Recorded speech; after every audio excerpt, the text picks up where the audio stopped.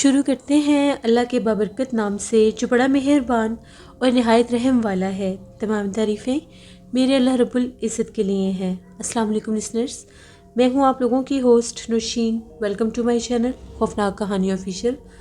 میں امید کرتی ہوں آپ سب لوگ خیریت سے ہوں گے، جہاں ہوں گے خوش ہوں گے۔ آج آپ لوگوں کے لیے میں بہت ڈراؤنی کہانیاں لائی ہوں جنہیں آپ لوگ بہت پسند کریں گے۔ آج کی پہلی خوفناک کہانی عمران شیئر کر رہے ہیں کراچی سے۔ عمران کہتے ہیں میں کراچی کا رہنے والا ہوں اور آج آپ کے ساتھ اپنی زندگی میں پیش آنے والی ایک بہت ہی زیادہ ڈراؤنی کہانی شیئر کرنا چاہتا ہوں۔ آج سے 15 سال پہلے کی بات ہے۔ مجھے ایک ہاسپٹل میں ایز اے ٹیکنیشین جاب ملی۔ میری جاب تھی آپریشن تھیٹر میں، وہاں پر مجھے ایز اے ٹیکنیشین رکھا گیا تھا۔ تو جب میرا پہلا دن تھا میں وہاں پر گیا، نائٹ شفٹ تھی میری، پہلے دن ہی میری نائٹ شفٹ میں ڈیوٹی لگی۔ تو وہاں پر ریسیپشن پر وہاں پر جو مجھے بتایا گیا کہ آپ نے بیسمنٹ میں ان کا آپریشن تھیٹر تھا، ایک سرکاری ہاسپٹل تھا، وہاں پر آپ نے پہلے جا کر آپریشن تھیٹر کو سارا سیٹ کرنا ہے، وہاں پر ہر چیز دیکھنی ہے ڈاکٹر کے آنے سے پہلے۔ مجھے بتا دیا گیا کس طرف بیسمنٹ ہے، تم چلے جاؤ۔ جب میں وہاں پر جا رہا تھا تو راستے میں ڈاکٹر صاحب کا کمرہ تھا، انہوں نے مجھے روکا۔ ان کو بھی پتہ چلا کہ میں نیو ٹیکنیشین ہوں، میرے سے انہوں نے بات چیت کی اور مجھے یہ کہا کہ آج سویپر چھٹی پر ہے تو تم تھوڑی سی گیلری کی صفائی بھی کر دینا، وہاں پر کچرا نہیں ہونا چاہیے، آپریشن تھیٹر کی بھی صفائی کر دینا۔ میں نے کہا کہ ٹھیک ہے، میرا نیا کام تھا، میں نے کسی چیز سے انکار نہیں کیا، میں چلا گیا۔ جیسے میں بیسمنٹ میں نیچے سیڑھیاں اتر کر آیا، وہ حصہ بالکل خاموش تھا، کوائٹ تھا بالکل، اتنا سنسان، اتنا سناٹا تھا، بہت زیادہ۔ اب وہاں پر سیڑھیوں سے جب میں اتر کر آیا، وہاں پر 2 گیلریز تھیں، ایک رائٹ سائڈ پر ایک لیفٹ سائڈ پر۔ وہ تھی گیلری نمبر 13۔ اب پہلا دن تھا، مجھے کچھ پتہ نہیں تھا کہ میں نے رائٹ سائڈ پر جانا ہے یا لیفٹ سائڈ پر، تو میں لیفٹ سائڈ پر مڑ گیا۔ وہاں پر ایک کونے میں ایک جیسے ٹیوب لائٹ لگی ہوتی ہے، لائٹ لگی ہوئی تھی، وہاں پر ایک بہت بڑا مجھے دروازہ نظر آیا، مجھے لگا کہ یہی آپریشن تھیٹر ہوگا۔ میں وہاں پر گیا، جیسے میں نے کمرے کا دروازہ کھولا، وہ اندر بالکل گھپ اندھیرا تھا، ایسے لگ رہا تھا جیسے یہاں پر تو زمانوں سے کبھی کوئی آیا ہی نہیں ہے، تو پھر یہ کیسے آپریشن تھیٹر ہو سکتا ہے۔ ایک صرف وہاں پر ایک ٹیوب لائٹ تھی اور کوئی لائٹ نہیں تھی، 2-3 پرانے اسٹریچر رکھے ہوئے تھے، کچھ ٹوٹی ہوئی ویل چیئرس پڑی ہوئی تھیں۔ میں وہاں پر صفائی کے لیے کوئی برش وغیرہ ڈھونڈنے لگا، جیسے ہی میری ٹیوب لائٹ کی طرف نظر گئی، وہاں پر ایک ویل چیئر رکھی ہوئی تھی اور اس کا رخ جو تھا وہ پہلے تو باہر کھڑکی کی طرف تھا، لیکن جیسے ہی میں وہاں پر تھوڑا سا ادھر ادھر کچھ ڈھونڈ رہا تھا صفائی کے لیے، تو مجھے ایسا لگا کہ وہ ویل چیئر پوری طرح سے گھومی ہے۔ مجھے ویل چیئر کے گھومنے کی آواز بھی محسوس ہوئی۔ بے ساختہ میں نے پیچھے پلٹ کر دیکھا تو مجھے ویل چیئر پر کوئی بیٹھا ہوا نظر آیا۔ ایسے لگ رہا تھا کہ جس طرح سے وہ کوئی عورت ہے، کوئی پیشنٹ ہے، اس کے بال بکھرے ہوئے تھے۔ میں حیران ہو گیا کہ ابھی تو اس بند پرانے آپریشن تھیٹر میں کوئی بھی نہیں تھا، پھر یہ کون ہے؟ میں ڈر کے پیچھے ہٹنے لگا، میں دروازے سے تھوڑا ہی دور تھا۔ اس سے پہلے میں باہر بھاگتا، مجھے ایسا محسوس ہوا کہ وہ اپنی ویل چیئر سے کھڑی ہوئی ہے، باقاعدہ اٹھی ہے، اور وہ ایسی آوازیں نکال رہی تھی جس طرح سے وہ ہررا رہی ہے۔ میں بہت ڈر گیا، میں فوراً سے اس آپریشن تھیٹر سے باہر بھاگا اور جو دوسری گیلری تھی میں اس طرف بھاگنے لگا۔ جیسے میں اس آپریشن تھیٹر کی طرف بھاگا، وہاں پر بھی ایک بہت بڑا کمرہ تھا۔ جیسے میں نے اس کا دروازہ کھولا، ہر طرف لائٹس جل رہی تھیں اور وہ جگہ بالکل صاف تھی۔ گیلری میں تھوڑا بہت کچرا تھا اور وہاں پر ایک سائڈ پر میں نے دیکھا ایک برش رکھا ہوا تھا صفائی کے لیے۔ مجھے لگا کہ شاید میں غلط گیلری میں چلا گیا تھا، یہ والی صحیح گیلری ہوگی۔ میں نے وہ برش اٹھایا اور باہر گیلری میں آ گیا۔ ابھی میں گیلری کی صفائی کر ہی رہا تھا، مجھے ایسا لگا کہ اس پرانے آپریشن تھیٹر سے باہر کوئی نکلا ہے۔ یہ وہی عورت تھی جس کو میں نے ویل چیئر پر بیٹھے دیکھا تھا۔ وہ بہت زیادہ خوفناک تھی۔ میرے سامنے وہ چلتی ہوئی اس لائٹ کے نیچے جا کر کھڑی ہو گئی جو وہاں پر اسی گیلری میں اس پرانے آپریشن تھیٹر کی طرف جل رہی تھی۔ وہ پورے جلے چہرے والی تھی۔ جیسے ہی میں نے اس کو دیکھا، مجھے ایسا لگا کہ وہ چلتی ہوئی میرے قریب آ رہی ہے۔ میری حالت اتنی غیر ہو گئی تھی کہ نہ تو میرے سے بھاگا جا رہا تھا، نہ ہی شور مچایا جا رہا تھا۔ اب میں وہیں پر کھڑا تھا، وہ میرے بالکل قریب آ گئی۔ میں نے اس کا چہرہ بھی دیکھ لیا، وہ بہت زیادہ ڈراؤنی تھی۔ ایسے لگ رہا تھا جس طرح سے وہ کوئی ڈائن ہے اور بالکل میرے سامنے آ گئی ہے اور شاید یہ مجھے زندہ ہی نہیں چھوڑے گی۔ ابھی یہ سب دیکھنے کی ہی دیر تھی، پتہ نہیں اس کے بعد کیا ہوا۔ میری آنکھ کھلی تو میرے آس پاس ہاسپٹل کا سارا عملہ تھا، ڈاکٹر بھی تھے ان لوگوں نے میرے سے پوچھا کہ تمہیں کیا ہوا ہے؟ تو وہاں پر آپریشن تھیٹر کی گیلری نمبر 13 میں بے ہوش پڑے تھے۔ مجھے ساری باتیں یاد آنے لگ گئیں۔ میں نے ان لوگوں کو بتایا کہ جب میں گیلری نمبر 13 میں گیا تھا تو میں پرانے آپریشن تھیٹر کی طرف چلا گیا جو بالکل ویران، سنسان اور اندھیرے میں ڈوبا ہوا تھا۔ اس کا دروازہ کھول کر جب اندر گیا تو میں نے ایک لائٹ جلائی۔ وہ ایک ٹیوب لائٹ تھی جو جل گئی۔ وہاں پر کچھ ٹوٹی ہوئی ویل چیئرز بھی تھیں اور کچھ اسٹریچرز بھی تھے۔ میں وہاں سے برش ڈھونڈ رہا تھا، تبھی ایک ویل چیئر کے اوپر کوئی میرے سامنے نمودار ہو گیا۔ وہ بہت ڈراؤنی تھی۔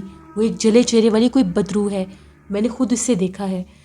وہاں پر 2 سویپر بھی کھڑے تھے جو پہلے اوپر والے فلور پر صفائیاں کر رہے تھے۔ وہ لوگ دیکھ کر جیسے میں نے یہ بات کی وہ لوگ بہت زیادہ ڈر گئے اور وہ دروازے سے باہر چلے گئے، جیسے وہ یہ سب جانتے تھے۔ ڈاکٹر نے کہا نہیں، ایسا ویسا کچھ بھی نہیں ہے۔ یہاں پر بعض اوقات ایسے پیشنٹ آتے ہیں جن کو ہم بہت منع کرتے ہیں کہ وہ آپریشن تھیٹر کی سائڈ پر نہ جائیں، لیکن وہ ہماری بات نہیں مانتے۔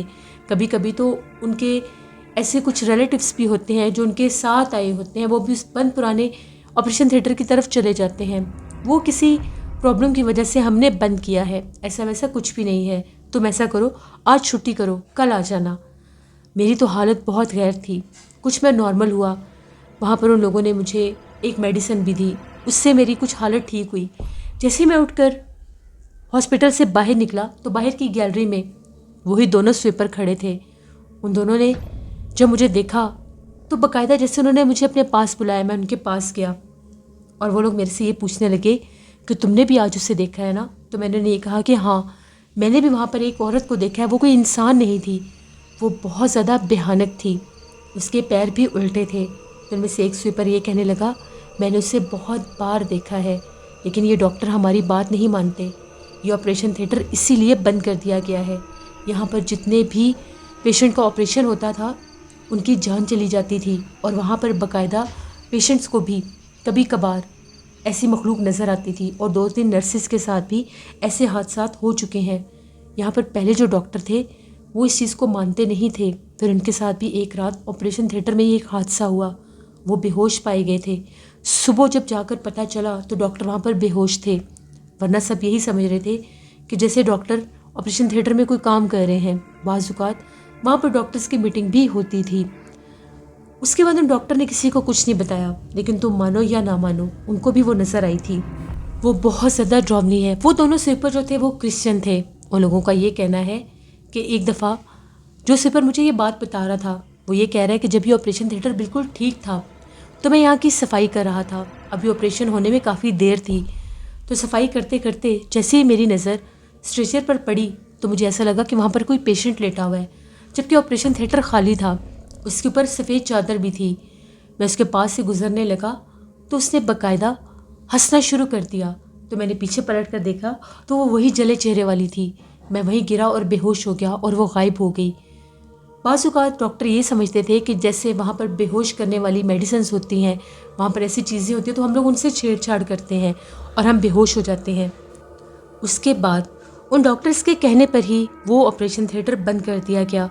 اس طرف کوئی بھی نہیں جاتا، بس اس کے کونے میں ایک لائٹ جلتی رہتی ہے، اور جب کبھی بھی رات کے وقت ہم لوگ وہاں پر اگر جاتے ہیں تو وہ لائٹ اپنے آپ جلنے اور بجھنے لگ جاتی ہے، جیسے وہاں پر کوئی موجود ہے۔ دوسرا سویپر یہ کہنے لگا کہ اکثر وہاں سے خوفناک آوازیں بھی گونجتی ہیں رات کے وقت، لیکن یہاں پر بہت سے لوگ ہیں جو ان باتوں کو نہیں مانتے۔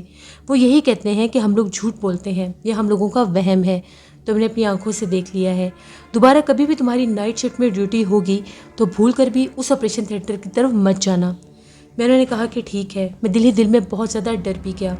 میں گھر واپس آ گیا، مجھے بہت سا بخار بھی ہوا۔ میں نے اپنے والدین کو بھی یہ بات بتائی۔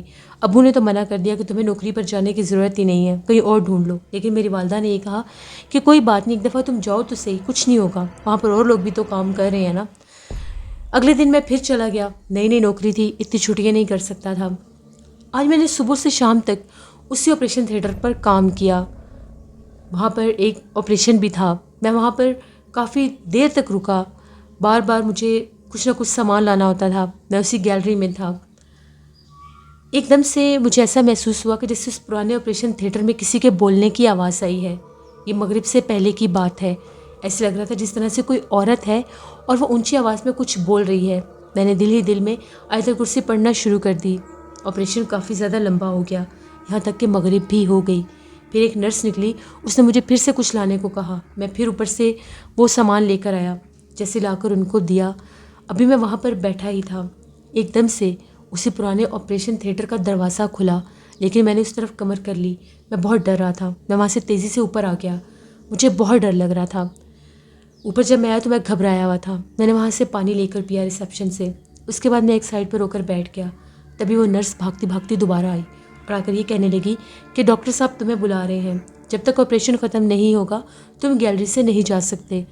میں جیسے ہی نیچے آیا تو وہ نئے آپریشن تھیٹر کی طرف جانے کے بجائے پرانے آپریشن تھیٹر کی طرف جا رہی تھی۔ تو میں نے اسے یہ کہا کہ تم کس طرف جا رہی ہو؟ آپریشن تو اس طرف ہو رہا ہے، پھر تم اس طرف کیوں جا رہی ہو؟ اس نے یہ کہا کہ نہیں، ڈاکٹر صاحب نے ادھر بھیجا ہے، یہاں سے کچھ سامان لینا ہے، ہمیں کچھ ضروری چیزیں چاہیے۔ اب وہ نرس مجھے لے کر اسی پرانے آپریشن تھیٹر کے اندر چلی گئی۔ جیسے میں اندر گیا وہ نرس وہاں پر غائب ہو گئی۔ وہ بند آپریشن تھیٹر بالکل ویران اور سنسان تھا۔